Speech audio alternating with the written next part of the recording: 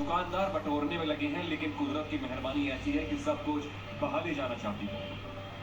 ऋषिकेश के drainage system का यह हाल है कि थोड़ी सी बारिश ने शहर को नदी में तब्दील कर दिया।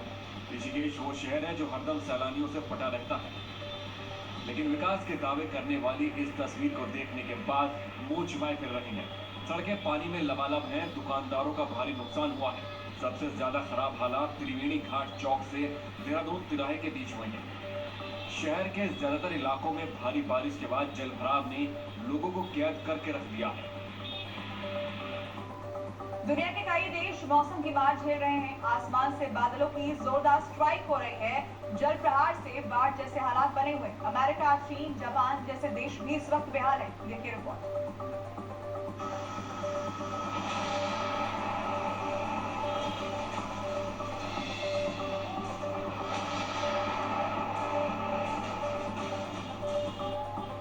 दुनिया के तमाम मुल्क बाढ़ बारिश से परेशान हैं। कहीं पर लगातार हो रही बारिश लोगों के लिए परेशानी का कारण बन रही है, तो कहीं पर बारिश के बाद आई बाढ़ ने तबाही मचा रखी है। म्यांमार हो या जापान, अमेरिका हो या मैक्सिको, कुदरत का कहर हर जगह तबाही मचा रहा है। बाढ़ से सड़कें समंदर का रूप ले चुकी हैं। हर तरफ बाढ़ से हाहाकार मचा हुआ है। म्यांमार के काचिन में तेज बारिश से हालात बिगड़ गए हैं। बाढ़ की वजह से मैदानी हिस्सों में भारी जलभराव हो गया। कई जगहों पर 5-5 फीट तक पानी भर गया है। चारों तरफ सिर्फ पानी का तेज बहाव देखने को मिल रहा है। कई रिहायशी इलाकों में तो इतना पानी भरा है कि लोग घरों में कैद होने को मजबूर हैं। जापान के अमाकुसा में बादल फाड़ तबाही के बाद अचानक बाढ़ आ गई। रिहायशी इलाकों में भारी बारिश दर्ज की गई है। पूरा इलाका टापू में तब्दील हो गया है। हालात इस कदर बिगड़ गए हैं कि लोगों के घरों तक पानी आ गया है।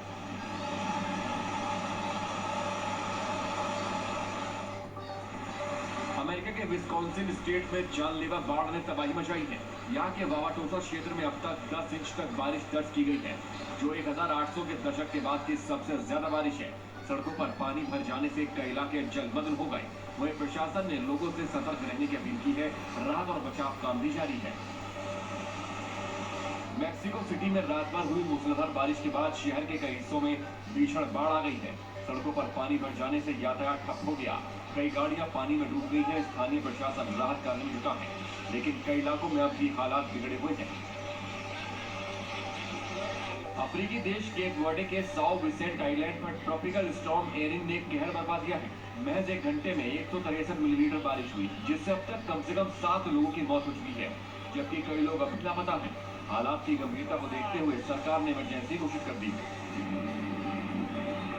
उत्तर प्रदेश के कई जिलों में बारिश और बाढ़ लोगों के लिए मुसीबत बनी हुई है। कई शहरों में भारी बारिश की वजह से लोग परेशान हैं, तो नदी नाले उफान पर होने की वजह से कई जगह बाढ़ जैसे हालात बने हैं। भारी बारिश यूपी के कई जिलों में लोगों के लिए मुसीबत बन गई है। बिजनौर में तेज लहरों में एक कार बह गई। सहारनपुर में एक स्कूल बस पानी के बहाव में फंस गई। लखीमपुर खीरी में 2 घंटे की बारिश ने प्रशासन के तमाम दावों की हवा निकाल दी। बिजनौर में बाबा कलवा वीर मंदिर के दर्शन कर लौट रहे कार सवार को क्या पता था कि उनकी जिंदगी लहरों के बीच फंस जाएगी। मंदिर में दर्शन के बाद लौटते वक्त अभय नाम के शख्स की कार गुला नदी पर बने रपटे पर फंस गई, लेकिन पानी का वेग इतना तेज था कि शख्स कार पर कंट्रोल नहीं कर पाया और तेज लहरों के साथ कार बह गई। आनन फानन में लोगों ने युवक को तो किसी तरह निकाल लिया, लेकिन कार काफी दूर तक बह गई। कार की तलाश की गई तो वो 600 मीटर दूर पानी में अटकी मिली। इसके बाद पुलिस और प्रशासन जेसीबी की मदद से कार को पानी से बाहर निकाल पाया। उत्तराखंड के पहाड़ी इलाकों में हो रही भारी बारिश का असर यूपी के मैदानी इलाकों में भी पड़ा है। सहारनपुर जिले में भी तेज बारिश से कई नदियां उफान पर हैं। फतेहपुर पेलियो की सोलानी नदी में भी सैलाब आ गया। इस दौरान एक स्कूल वैन नदी किनारे लहरों में फंस गई। बस स्टाफ ने वक्त रहते सभी बच्चों को वैन से उतारकर किनारे खड़ा कर दिया। इसके बाद गांव वालों की मदद से बच्चों को दूसरे किनारे पर छोड़ा गया। गांव वालों का कहना है कि वो लंबे वक्त से पुल की मांग कर रहे हैं, लेकिन उनकी कोई सुनवाई नहीं। कार, बाइक, साइकिल सब पानी में डूबे हैं। स्कूटी वाला पानी से निकलने की जद्दोजहद कर रहा है, तो पैदल मुसाफिर किसी तरह इस सैलाब को पार कर लेना चाहते हैं। यूपी की राजधानी लखनऊ के बेहद करीब ये नजारा है लखीमपुर खीरी शहर का, जहां कुछ घंटों की बारिश ने शहर की शक्ल सूरत बिगाड़ दी। सड़क से लेकर पेट्रोल पंप तक सब डूबे हैं। आम इंसान तो परेशान है ही, जिले के डीएम और कप्तान साहब के दफ्तर के बाहर भी पानी का कब्जा है। लेकिन साहब को क्या परेशानी होगी, वो तो गाड़ी से जाते हैं। परेशान तो ये लोग हैं जिनकी मजबूरी इस पानी में होकर गुजरना है। बिहार इन दिनों बाढ़ की वजह से हाहाकार कर रहा है। बिहार के कई जिले इस वक्त भीषण बाढ़ की चपेट में हैं। खगड़िया, पूर्णिया, भागलपुर में हालात बेकाबू हैं। इन जिलों के रिहायशी इलाकों में बाढ़ से जबरदस्त तबाही मची है। किसानों के घर और खेत भी जलमग्न है। बिहार के कई जिलों में बारिश के बाद आई बाढ़ ने कहर बरपा रखा है। जिन 3 जिलों की तस्वीर आप अपनी टीवी स्क्रीन पर देख रहे हैं, वहां बारिश के बाद आई बाढ़ ने लोगों को पूरी तरह हलकान कर दिया है। मजबूरन लोग अपनी जान जोखिम में डालकर सफर करने को मजबूर हैं।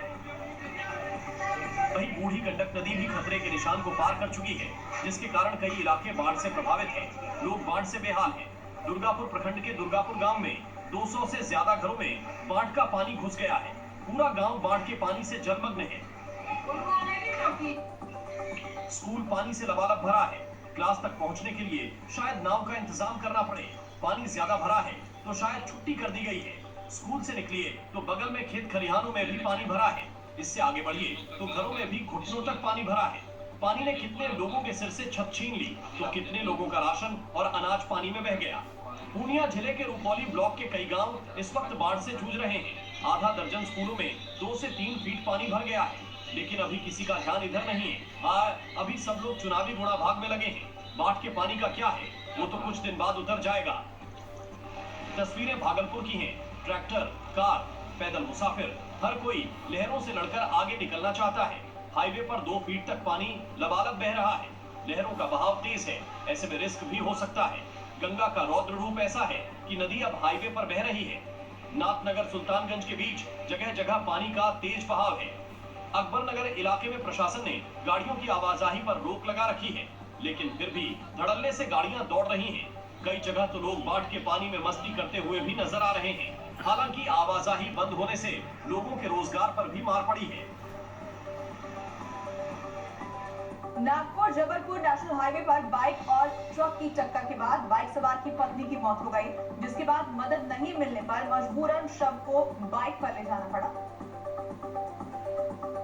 नागपुर जबलपुर नेशनल हाईवे पर हुए दर्दनाक सड़क हादसे ने सोशल मीडिया पर लोगों को झकझोर कर रख दिया। इस हादसे का वीडियो वायरल हो रहा है, जिसमें एक पति अपनी पत्नी का शव बाइक पर ले जाते हुए दिखाई दे रहा है। मृतका के पति अमित यादव ने हादसे की जानकारी देते हुए बताया कि वो पूरी तरह बेदहवास थे।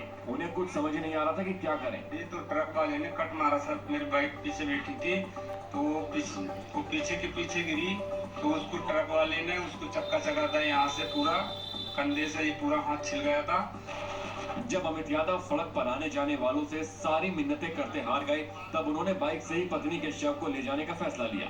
ये तस्वीर न केवल सड़क सुरक्षा पर सवाल खड़े कर रही है, बल्कि समाज में मानवीय संवेदनाओं की कमी को भी बेपर्दा कर रही है। अमित यादव के इस दर्दनाक सफर का वीडियो लोगों के दिलों को झकझोर रहा है और ये सवाल उठता है कि क्या हमारी व्यस्त जिंदगी में इंसानियत के लिए जगह बची है।